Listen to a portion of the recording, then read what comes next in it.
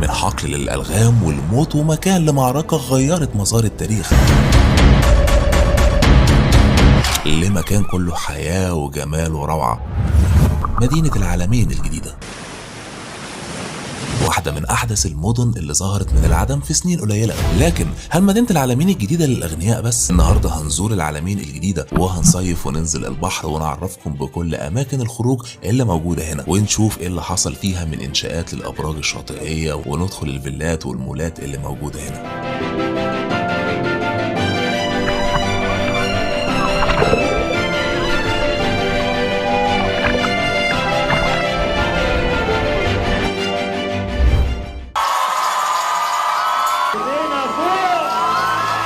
سقفة كبيرة بقى للمهرجان وكل اللي حضروا أول يوم معانا قوي.